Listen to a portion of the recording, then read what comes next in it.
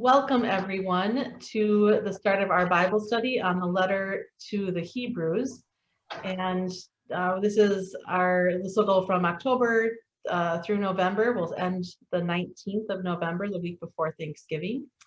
And we are joined by Travis Rogers, who I muted, so you have to unmute yourself to speak. But thanks again for leading us in this. And I will add the one piece, and I'll add it in the description of this video.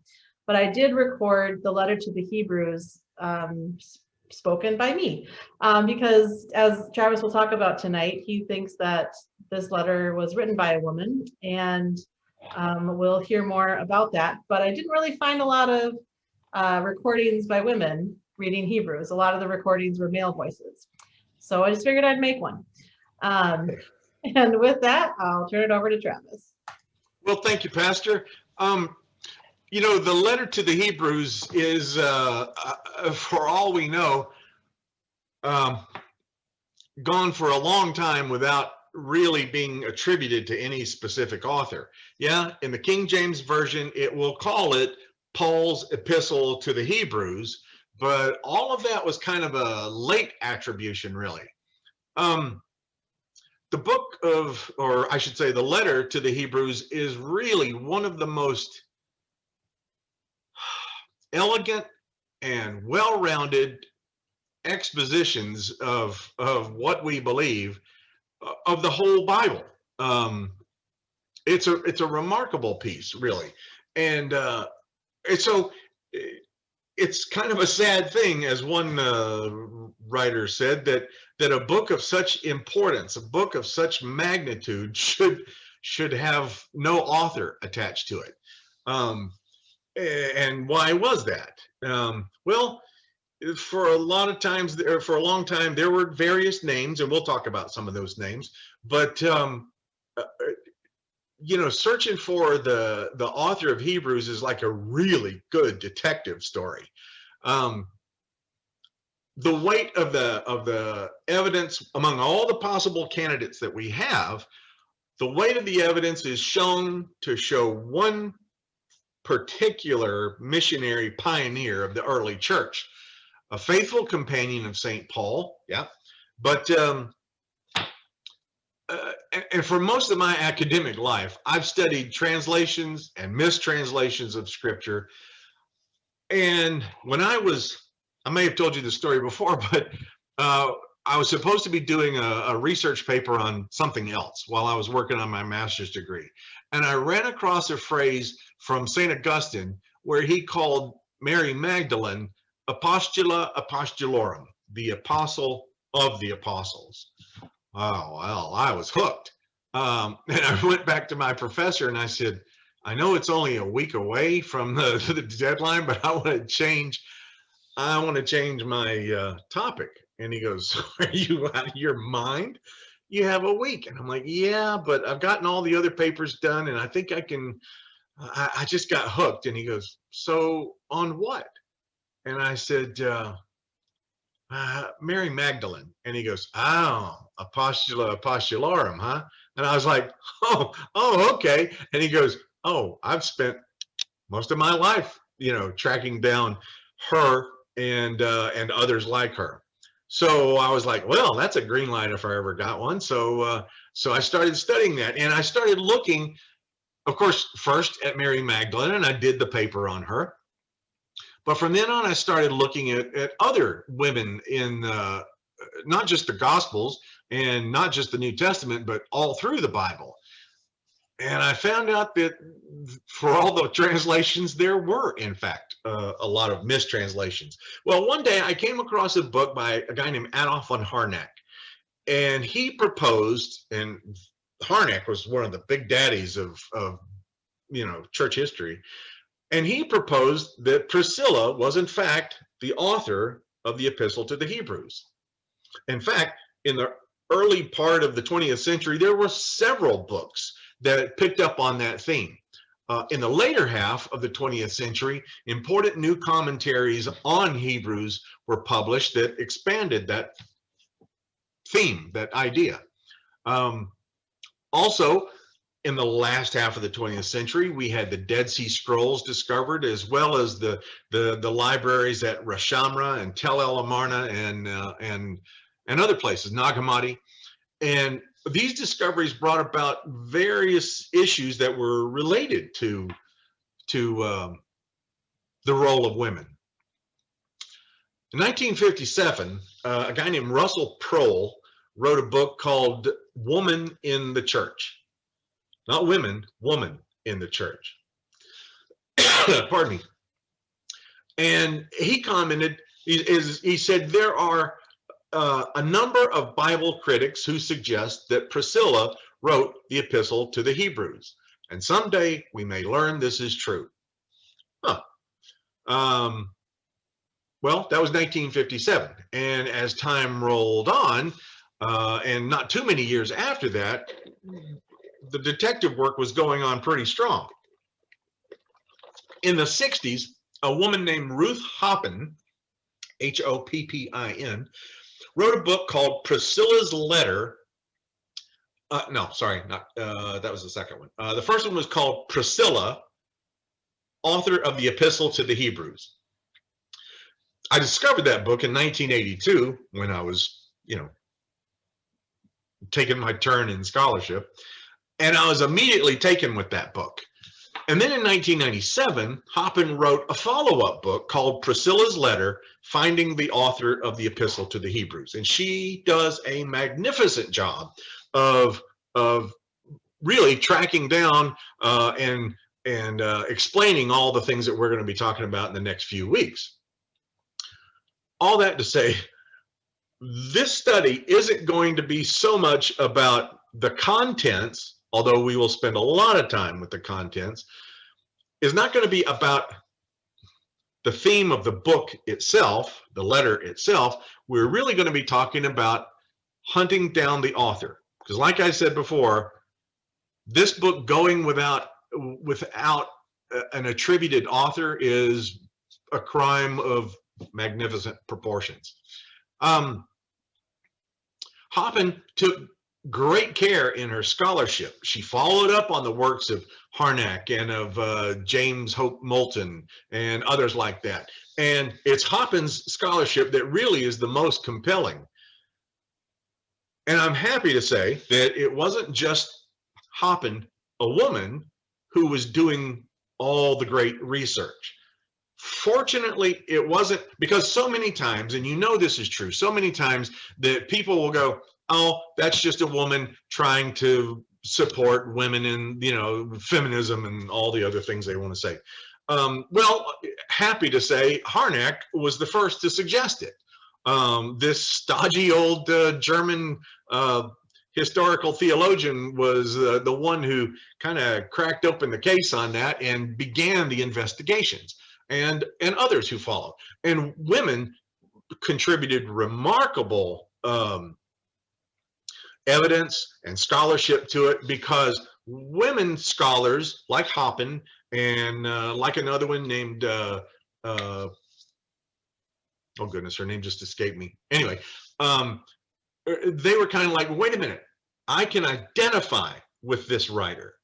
And so it made something come alive inside the female scholars, because they could see something recognizable in themselves and in other women that they knew. So that intuitive sense of it being Priscilla did a lot, and we'll talk about those very issues too. In apostolic times, this remarkable letter written to a group of Christians by one of their spiritual leaders. A few years later, copies of this letter were circulated to the churches in other locations. The letter eventually finds its way into the New Testament canon and is known to us as the Epistle to the Hebrews. Just a moment on that. In the earliest documents that we have, like the Chester Beatty Papyrus, especially the second one, the title is just To the Hebrews. So a lot of people were saying maybe this wasn't originally a letter. Well, in a tangled strand of history, deep mystery surrounds who the author really was. Of course, I've already given it away that, who I suspect it is, and am pretty convinced who it is, so that even I don't have a problem saying, when referencing the letter to the Hebrews, Priscilla writes in chapter 12, because I'm convinced. Now, like I said, Hebrews is a literary and theological masterpiece, just too good to go without having a named author. So before long, there were many different church leaders.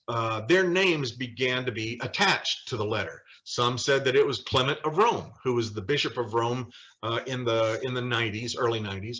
Others said it was Barnabas. Some even said Paul himself were the foremost candidates. Luke and Silas and Philip and other notables were kind of the honorable mentions in there. But each of those names, the theory of those names, is just racked by contradictions, all except for one, of course. That is Priscilla. When we talk about possibly being Barnabas, well, you read the letter that is from Barnabas that we have. Not the same thing. Different theology, different approach, certainly different sensibilities. You compare all of Paul's letters, and we'll talk again about that in a second or two. And there's a difference. The same theology, no doubt about it, which shows that the author of the letter to the Hebrews is a close associate of Paul. They are in lockstep with each other, but it's the expressions that are so different. These days, hardly anybody ascribes the letter to Paul, but there was a time when some Bible translations even called it Paul's letter to the Hebrews, like I mentioned, the 1611 King James Version, and they were wrong. In the first century in Alexandria, Egypt, a theory developed that the letter to the Hebrews was kind of a free translation of Paul's words, or maybe even a paraphrase of Paul's thoughts. A great biblical scholar named Brooke Foss Westcott, in his great book called The Epistle to the Hebrews, the Greek text with notes and essays. He says he proposes that this may be the case. And even though there are deep affinities with Paul's thoughts, it is certainly not from Paul's hands. Why would we say that? Well, the author of Hebrews describes a conversion that was mediated by those who saw and heard Jesus, which was kind of at variance with the conversion story of Paul. But some people just chose to overlook that. Then there's an apologetic tone of the postscript, the very end of the letter, and we'll discuss that in some detail too. And also the absence of Paul's signature, but that always goes unnoticed. And there's a huge difference between the vocabulary and the style of Hebrews as compared to all the authentic letters of Paul. And some people just don't want to pay attention to that either. Of course, once you're talking about a book in translation, it becomes the product of the translator. So we read the book of the letter to the Romans, for example, and then we read Hebrews, and because of translators, we go, looks the same to me. But when you read them in their Greek originals, the difference is truly night and day. The style, the vocabulary, all of that is different than the letters of Paul, and the subject matter also has a good deal of difference with the letters of Paul. This is someone who does not have a firsthand experience of the temple. Why? Because in the description of the furniture that's in the holy place, it's wrong. There's some things that are described as being in the holy place are actually located in the most holy place, and vice versa. So this is somebody who is going on a passing familiarity of what the temple would have looked like or the tabernacle would have looked like, but nope, got it wrong. Paul would have known that. He would have put the furniture in the right place in his description.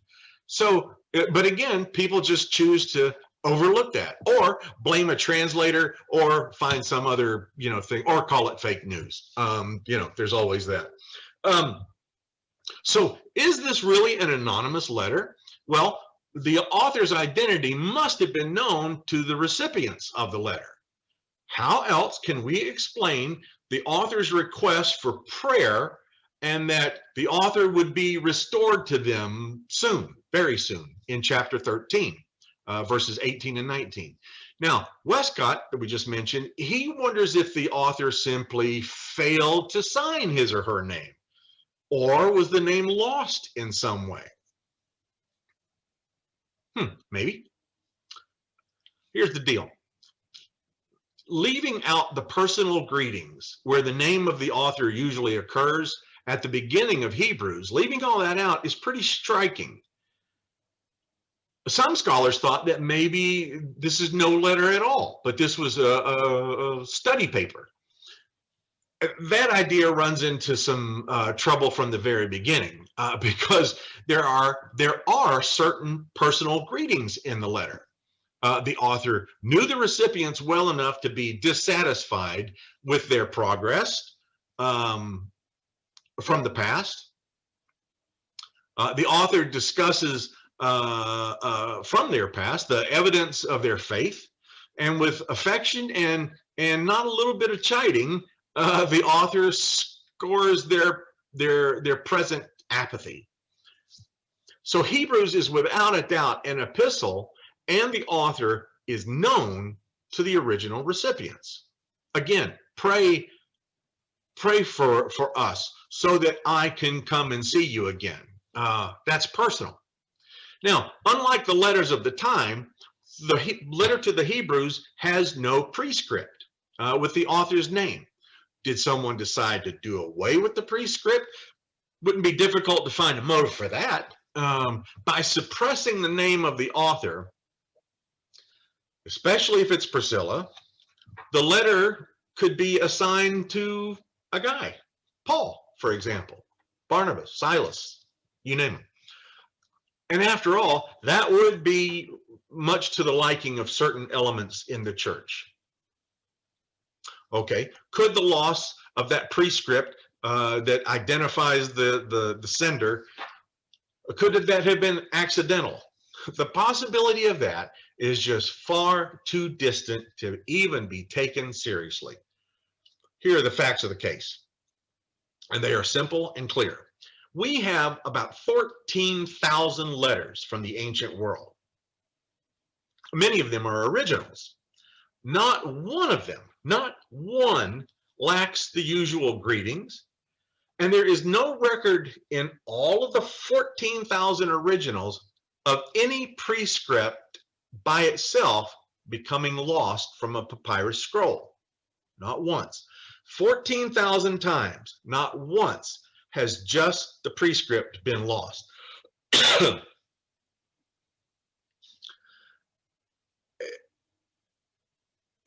And if Hebrews is the exception, it is the only exception. Okay, well, that makes me just look for a sinister hand. It makes me look for somebody who's trying to suppress something. Now remember, the prescript is usually only one sentence containing the name of the sender and the name of the recipient, and then preliminary greetings. Paul customarily uses two sentences in his. It's far more likely that the prescript was left out by the author, him or herself. Why? Well, if it were a woman in the first century writing to a group who is beginning to have doubts about women in leadership, you can understand why I want this letter to be heard. I want it to be understood, but I don't want it to be just dismissed because it's simply a woman writing it. Now, let's be fair. The early church wasn't always, it wasn't completely like that. The early church, Paul talked about a fellow apostle, Junia. And of course, the church tried to turn her into Junius, but there is no name anywhere in the Roman Empire of a person named Junius, not a guy. Not the way they would have it spelled anyway. So Paul he calls Priscilla a fellow laborer. So there was a time, and there's an excellent book called When Women Were Priests by a woman named Karen Jo Torgeson, who really does a great job of describing what the early church was like when there were women priests and bishops and pastors and evangelists and even not a few called prophets. So anyway, we don't have the author's name. The loss of the author's name, even though, like I said, the letter in its original form was sent to a church who knew who the author was, even if it's not attached or it's not included in the letter itself. So the loss of the author's name occurred really very early, and it created, like I said, the world's, for me, most provocative detective story. When copies were circulated from Rome at a certain time, the name was already gone. It was already omitted. The prominence of women in the church was also beginning to fall out of favor around that time. And even though, again, the author was known by the first recipients of the letter, the name came to be omitted either to suppress the female authorship or to protect the letter, as I said, from suppression itself. Once again, pardon me, Clement of Rome made extensive use of Hebrews in his epistle to the Corinthians, which he wrote about the year 95-96. And he talks about the letter to the Hebrew, but he never talks about who he's quoting. On the other hand, when Clement is making reference to Paul's letters, he references Paul. So when he's talking about Hebrews, he mentions the letter. When he's talking about Paul, he talks about Paul, calls him by name. Harnack argued that since that letter was attributed at one time to Barnabas and another time to Paul, that there must have been a time when it circulated anonymously. He thought that the most likely the identity of the author was suppressed intentionally, and a guy named Gilbert Belazekian, a biblical scholar, wrote that the lack of any firm data confirming the identity of the author in the writings that we have in the church suggests a deliberate blackout more than a case of collective loss of memory. Why? It is a simple conclusion that if we decide that the author was Priscilla, well, that's why, is because for the sake of the message, for the life of the document, the name of the author apparently had to be suppressed. 5 years after Harnack wrote his work in 1918, I guess, Friedrich Schiller wrote a support, following up in support and defending the evidence supporting the likelihood of Priscilla's authorship. He said that in the case of letters, the author's name is of prime importance and easy to preserve, but if it should be lost, then a pseudonym was usually put in its place. Some of the Gospels, for example, the Gospels were not called the Gospel of Mark when it first circulated. That name gets attached later. And there were other letters that are not necessarily included in the New Testament, but other letters that were circulated that had names attached to them. So he said, Schiller, he said, the anonymity of the apostle of the Hebrews, the anonymity of the epistle to the Hebrews appears so peculiar and abnormal that it urgently demands an explanation. Why has just this epistle lost its name, its author's name, without the substitution of a better one. And then he concludes, he said, Harnack's Priscilla hypothesis furnishes a complete and satisfying solution. A guy named A. Murray no, I'm about to name an actor. A guy named A.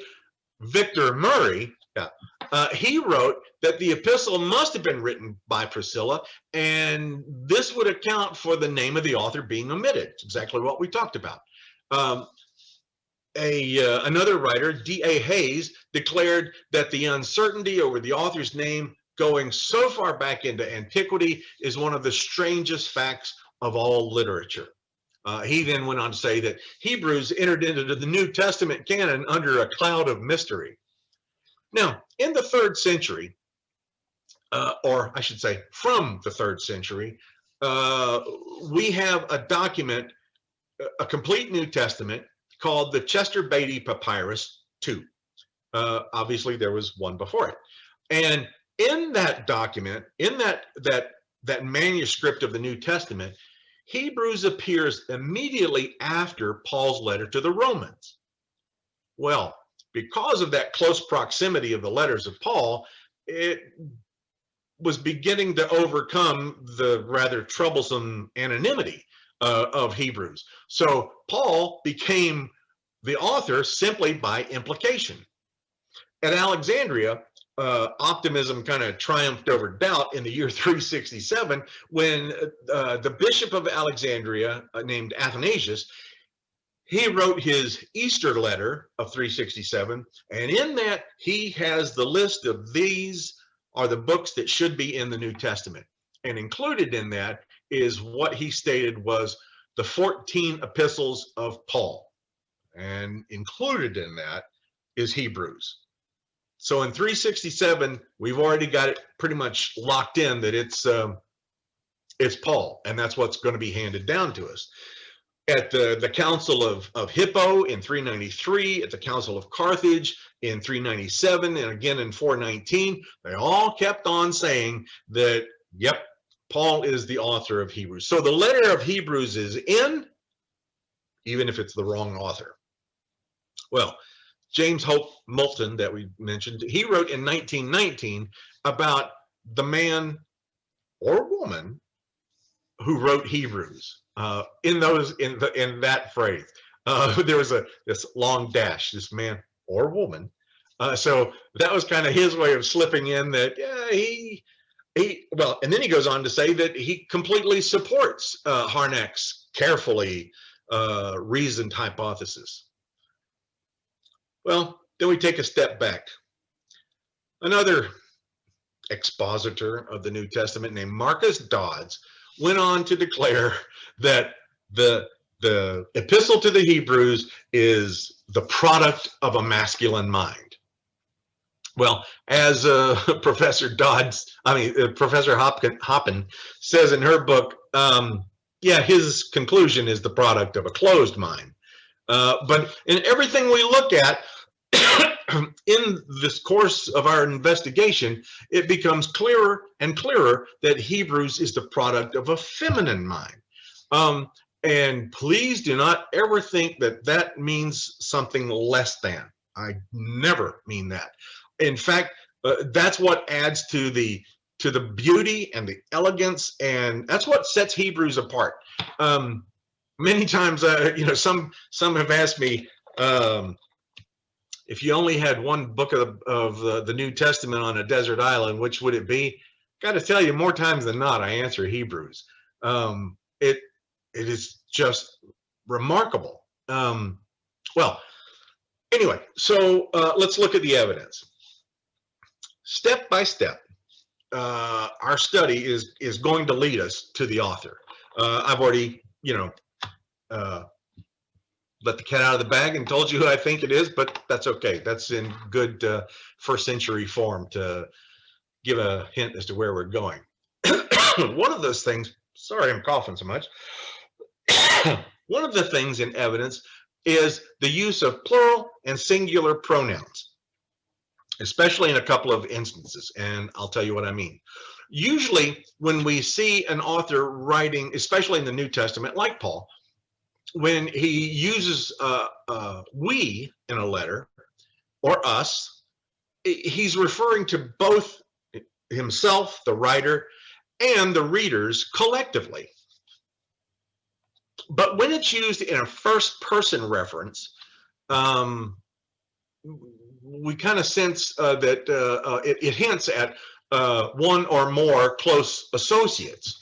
And that's what happens in Hebrews, is we have this we that appears that is not including the readers. It's talking about the associates of the writer. I'm just going to say Priscilla because, you know, that's who I think it is. Now, the careful construction of the distinctive style in Hebrews argues against any kind of joint authorship. But that doesn't mean that there's no possibility of two or more persons who are talking over the subject matter, who are being represented in this letter.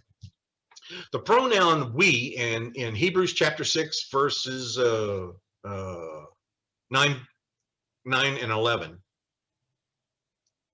Yeah, chapter 6, verse 9, 11.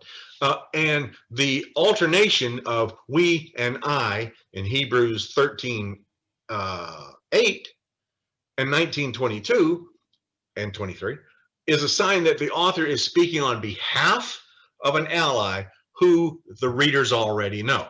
Although Paul used we, meaning himself and other apostles, Priscilla is not meaning we as a general category like religious leaders, but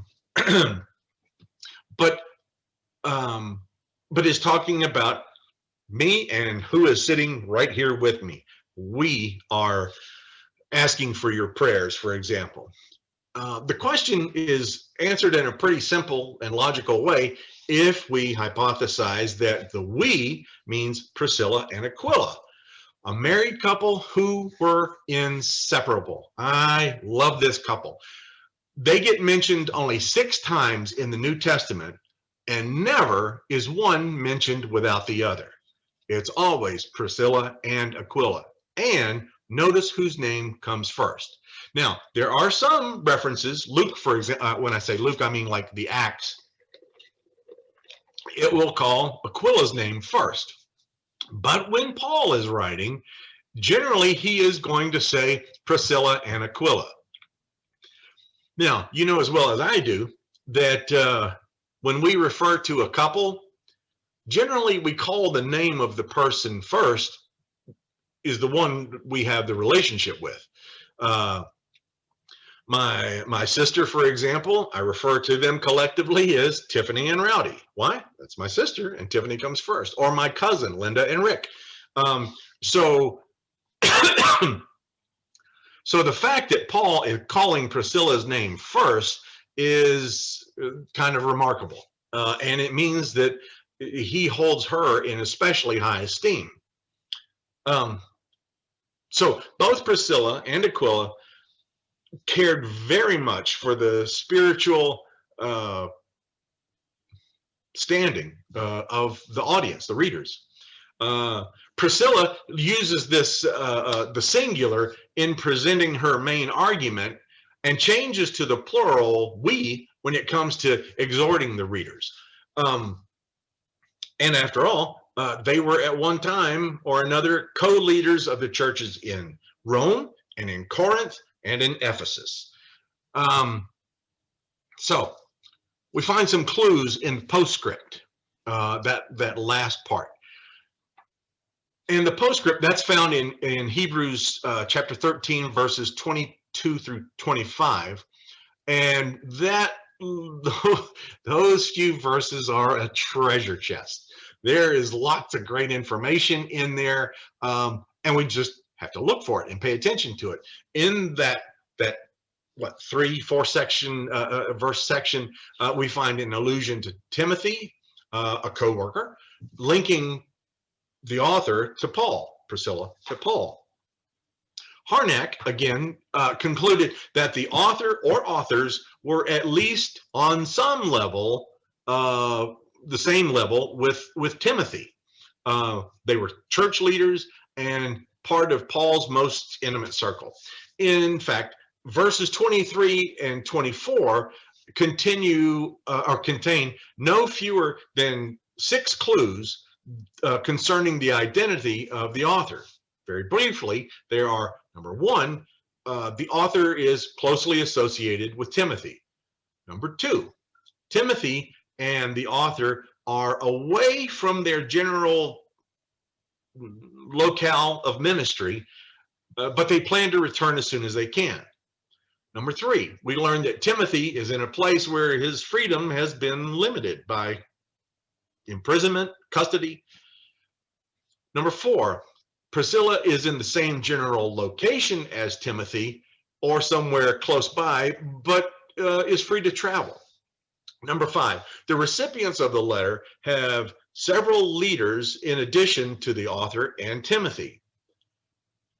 We look at, compare that to Hebrews chapter 13, verse 17, and we can have a look at that. Number 6, the final thing is she says that those of Italy send greetings. Oh, all right. Now we know where she is. So these clues offer kind of material evidence for the destination of the letter, the place of the origin of the letter, and the identity of the writer. But let's focus on verse 22 of chapter 13. The first sentence is kind of strangely apologetic and is usually translated as, I appeal to you, brethren, bear with my word of exhortation, for I have written to you briefly. All right, that's the way it's been usually handed down to us. What would make a brilliant and articulate leader like Priscilla, what would force her to justify the position of writing her message? Exactly what did she mean? Perhaps it meant, in one way, be patient with my word of exhortation and read it since the message is short. Or 2, maybe it means forgive me for writing too briefly. By compressing the message, I haven't done justice to the theme. Actually, Hebrews is not very brief at all. When we, in all of Paul's other letters, and we'll just, include all the ones that are technically not Paul, but okay. But certainly in the letters that we do know are authentically from Paul, but still, in those 13 other epistles, Paul averages about 3,300 words per epistle. 3,300. Hebrews has almost 6,900 words. Only Romans and 1 Corinthians are longer than Hebrews. So to translate it as, sorry, I'm writing too briefly. Nope, that cannot be what that means because it isn't brief. If we want to understand verse 22, we have to go to what the Greek says, and we should conclude that it should be read, I beg you, brothers and sisters, bear with this message of exhortation, for indeed only to a slight extent have I given you orders. Now we're on to something. When we look at the other uses of the phrase that's translated as written briefly, like we see it in 1 Peter, we see it other places, writing briefly, they're using a completely different Greek word. So why have the translators chosen to make it say the very same thing, writing briefly? I think that's a mistake in the translation. Again, James Moulton, he had said, he supported that view, and his translation reads, I appeal to you, brothers and sisters, bear with my words of instruction and admonitions, for my commands have been but brief. Much better, much better. So, and who would end the treatise, this magnificent treatise, with an outright apology? Why would anybody do that? Who would apologize for having given orders, even if only a little? In the first century, a woman would have to do that. So we need to ask this comprehensive question, what can we learn about the personality of the author of this letter? And maybe here is where we kind of begin to construct a psychological profile. One of my favorite things to do in history and literature is figure out what's inside the head of this figure or that author. The first question, is the author female? Is the author feminine, and does the author identify with women? Those are two important aspects of this psychological profile. In a careful reading of the letter, we do in fact find a feminine rather than a masculine mind, and I'll explain all that. And we do that by looking for clues in the personalities and the mode of expression and the status of the writer. So let's get right to it. Outside of the Gospels, the letter to the Hebrews is the most exemplary illustration of the humanity and compassion of Christ. And we have two examples. One is in Hebrews chapter 2, verse 17 and 18. And it reads, therefore, he has become like his brothers and sisters in every respect, so that he might be a merciful and faithful high priest in the service of God to make a sacrifice of atonement for the sins of the people, because he himself was tested by what he had suffered. He is able to help those who are being tested.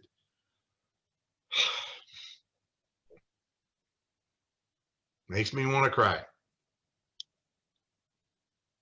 This is how he helps us, is because he himself had been tested just like us. And because the old story.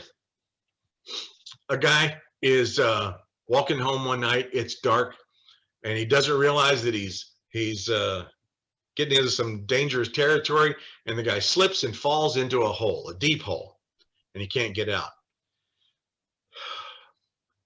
Doctor goes by, and he goes, hey, doc, can you help me out of here?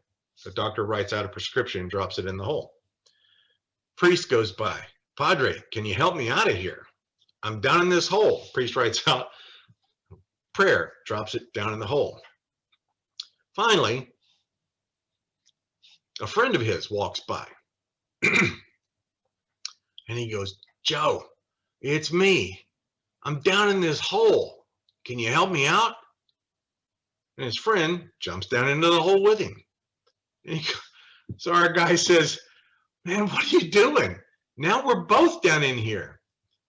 And his friend says, yeah, but I've been down in here before and I know the way out. That's Christ for us, because he has been tempted in all manner as we are, as you know, we'll read and have read. He's been through it. That's what makes him the better high priest, is he's not somebody who has never experienced the things we have. He's not somebody who is immune to our sufferings. No, he has suffered with us.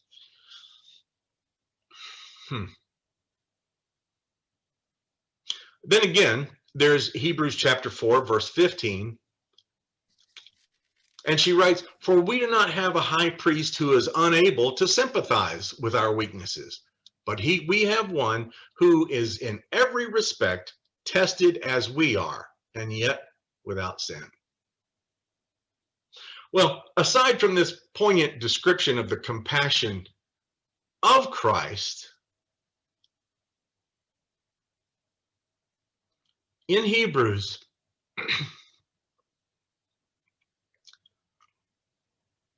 one of the most remarkable things we find is we find a compassion for Christ.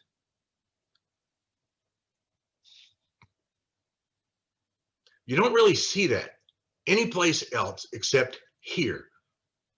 I don't know, maybe this is why Hebrews means so much to me, is because it takes into account the sufferings of Christ. We know about that. We've read about that in all the Gospels, and Paul talks a lot about it. But this author, Priscilla, has a a massive compassion for Christ. Hebrews, in Hebrews chapter 5, it says that Jesus prayed and beseeched God with loud cries and tears. And in the following two verses, in 6 and 7, no, that's not right, 8 and 9, it says that we understand that Christ's mission is by its very nature entailing suffering.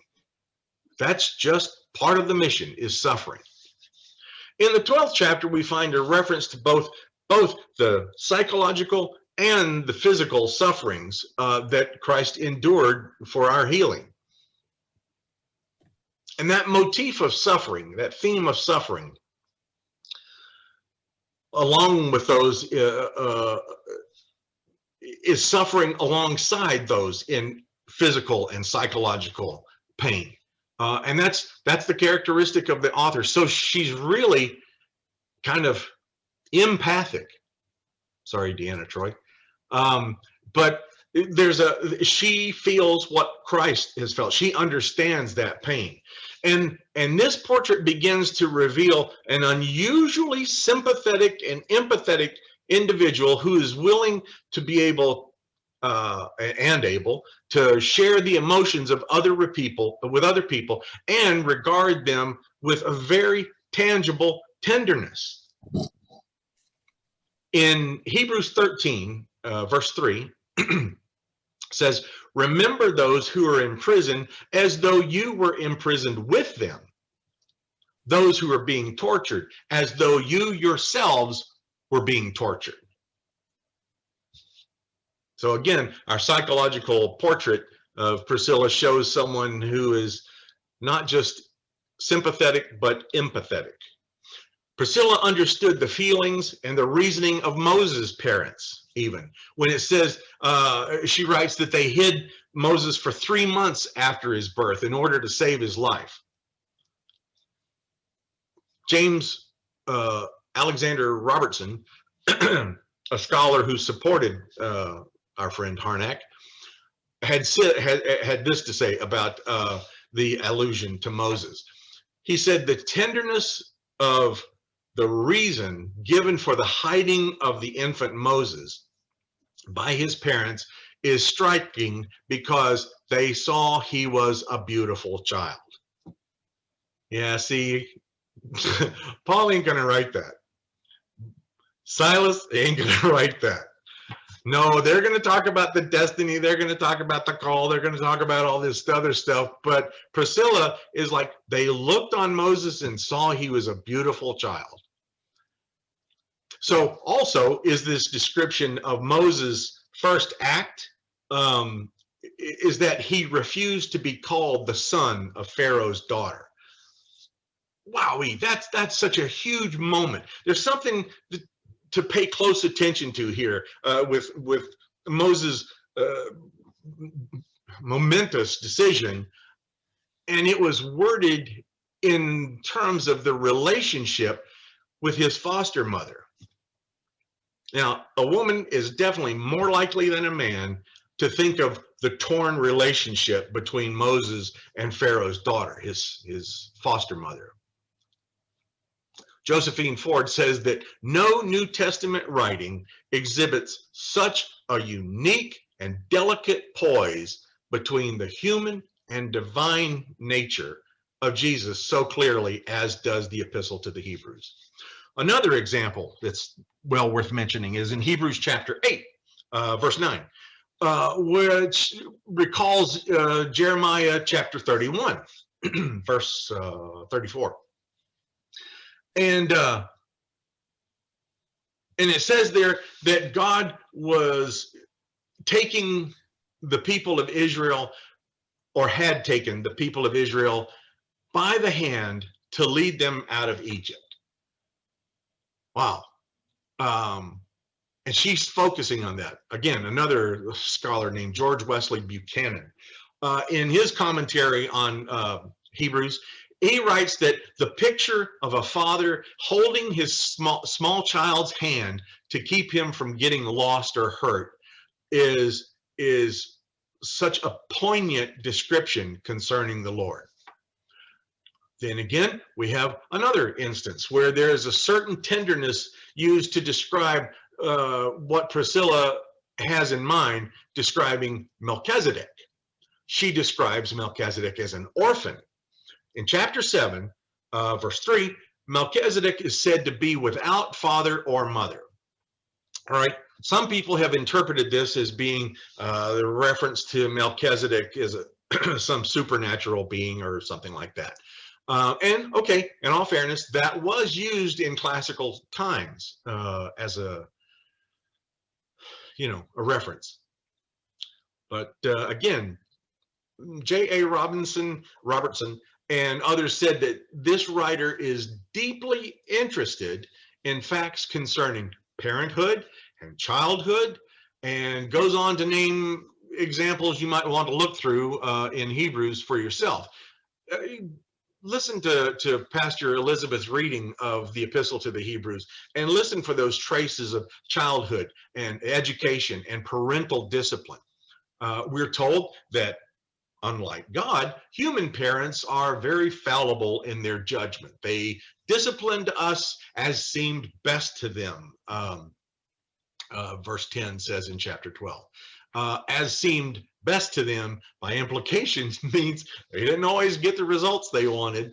And then instead of rules such as children, obey your parents, and fathers, do not provoke your children to wrath, it says in Colossians chapter 3 and Ephesians chapter 6. Here, Priscilla presents more of a nuance of a changing relationship with what can only really be called kind of a maternal wistfulness. I know they grow up, and I know that we try our best, and we don't always do right, but once again, not going to get that out of Paul. You're not going to get that from the guys. It's like, grow up and do what you're supposed to do, and stop eating the milk of the word, and it's time you should be eating meat. That's what you get. But with Priscilla, it's kind of like, we tried to do right by you, and it didn't always work out. But thank God that God's ways don't fail. God's instruction is without fault. So the tone of these admonitions is without a doubt feminine. In other words, does it sound like something Paul or Barnabas or Apollos would have said, or does it more sound like your mother? It really does. Well, for a second, maybe we can take a quick look, I won't be long, on the style, the author's style here. The Epistle to the Hebrews contains a striking and charming delicacy of expression. Some commentaries have remarked on what they call a classical purity of the writing, or the distinguished character of the vocabulary, or sometimes, Moulton called it the fastidious choice of words. But without a doubt, the subtlety of expression in Hebrews is surely the outward sign of a subtle thinker.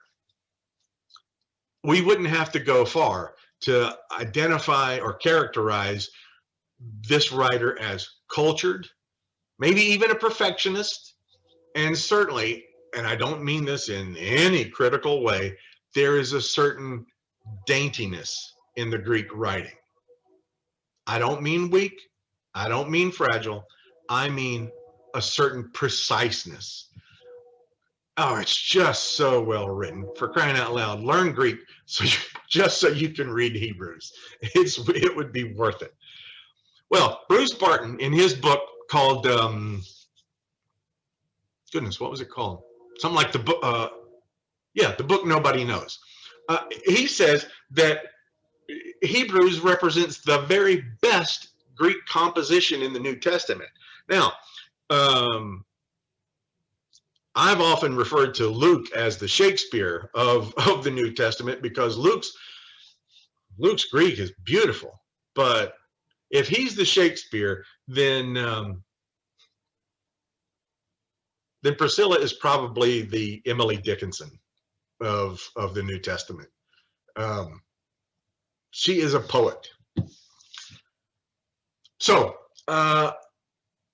with that, with it being so delicate, with it being so persuasive, if we detect a woman's hand, yeah, then we come to Priscilla. Who else? In 1913, Mildred A.R. Tucker, Tuker, she wrote an article called "The Gospel According to Prisca." She talked about the sharp contrast in the writings of Paul and in Hebrews, despite the similarities in theology and areas of discussion. In Hebrews 13:14, Tucker finds a dignified allusion to personal morality that is stated in really kind of egalitarian terms. What I mean is, there's no differentiation according to sex. There's no overstatement of the fact. There's nothing explicit in there, but it is a we're all equal sentiment. Paul's acceptance of Priscilla and other women as co-workers in proclaiming the faith has been blurred by certain documents designed to subordinate one sex to the other. There are no such comments in Hebrew, but Tucker notices, especially in Hebrews 13 verses 18 and 19, that the author then says, pray for us, I beseech you all the more to do this, that I may be restored to you sooner. Or read it as very soon. Even then, verse 19 can be translated as with all my heart, which to me sings a little bit louder.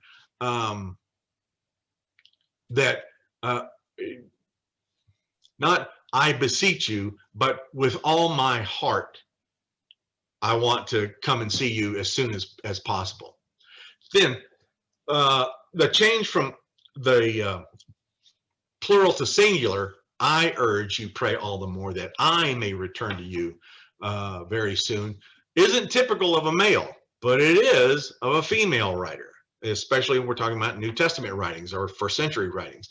Aquila, for example, would never say, pray for us, for I exhort you the more to do this, and that I may be restored to you very soon. But it is a natural and an affectionate explanation for or to describe Priscilla as writing that. That change from plural to singular is really a bigger deal than what we may think at first glance. It's really rather provocative. A reasonable explanation is that the author represented a married couple, as I mentioned before. Way back, Harnack suggested that we should be looking for a married couple close to Paul, but the pen is in the hand of Priscilla. Is the author feminine? Yes. So our follow-up question is going to have to be, does the author identify with women? We want to look at Hebrews and see if women of faith in their role in religious history are acknowledged and by implication equal before God. Well, we're going to find out, of course, yes, that is exactly the case. That is a fascinating study of who gets named and where they get named. And yeah, we will. All right, we are right on 1 hour. Holy smoke. So we'll take a look at that next week. How does Priscilla identify with women in the letter to the Hebrews? And there you have it. They said thank you. You probably could tell that for what you're sharing. And as you started to talk about this, it made me think of women throughout history who have written under male names for yes, books for speechwriters, for others, right? All of that to be heard. And I gotta say, I was riled up a little bit when you said who at the end of their message would need to say, okay, I give these exhortations, but I didn't do too much. I qualified it. I was like, oh, women having to qualify their speech. Yes. Yes. Great. Oh, we're still doing that, right? The book Lean In and other things. Anyway. Yes. But I also love and want to say, like, just to name, because we stayed muted through the whole thing, but the tenderness that exudes from you when reading this letter is powerful. And also the fact that you're sharing the history, naming both men and women who have studied this, and that when it reminded me of a lecture I was on recently. It was two male scholars who were talking about womanist theology, and somebody in the chat said, well, shouldn't we have a womanist theologian in this? And they said, well, we had somebody last week, but also we as scholars need to keep naming the whole breadth of voices, and that for some hearers, for some maybe some men, or for me, some women, like the closest they may come to a feminist is a male professor who's helping them read from a variety of voices that they wouldn't normally go to, depending on what culture has taught them what's valuable. So appreciate Which is why I've always felt that it was important for me to talk about Black liberation theology or liberation theology, and to talk about, I mean, that's why you look on my bookshelf and you're going to see James Cone, and you're going to see all these guys on there. You're going to see Gutierrez.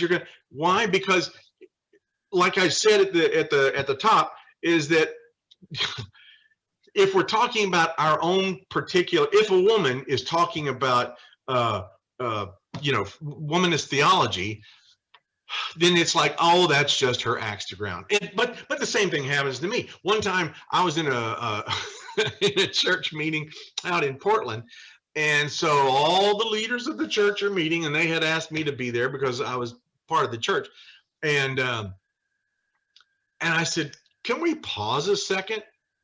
Well, sure. I said, where are the women? Well, what do you mean? And I said, you guys don't represent the whole church. I said, where are the women? And one guy said, oh, Travis, that's just your thing. And I'm like, yeah, no more or less than Jesus thing. So you're going to be talking about the gospel, but you're not going to have, what are we here? And I said, because seriously, I'm out. I will tap out right now. And, but yeah, even then, oh, that was just your thing. Or somebody, oh, Travis, that's just your thing to defend Black Lives Matter. Oh, Travis, that's just your thing to, well, yeah, it is. And my response is, why isn't it your thing? Why aren't we enraged by what's happening to our brothers and sisters everywhere? Yeah.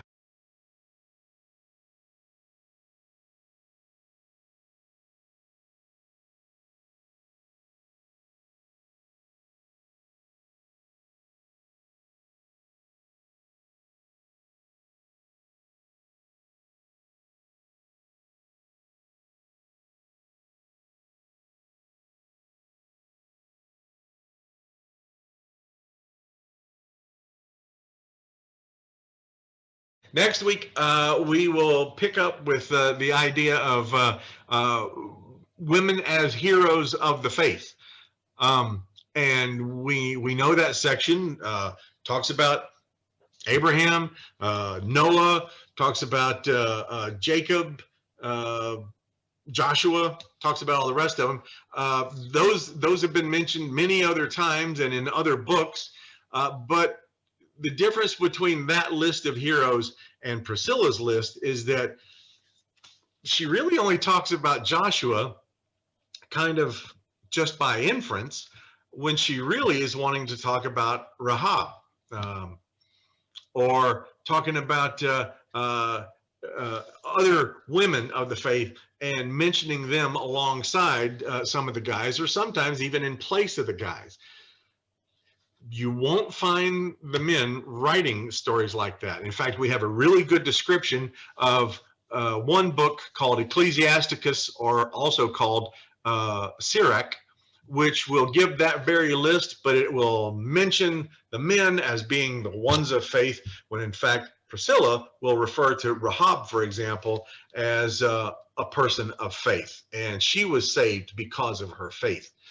So yeah, that's another interesting and in-depth study that thank God for the letter of Hebrews. Otherwise, what a lopsided view we'd have of church history and biblical history. So next week.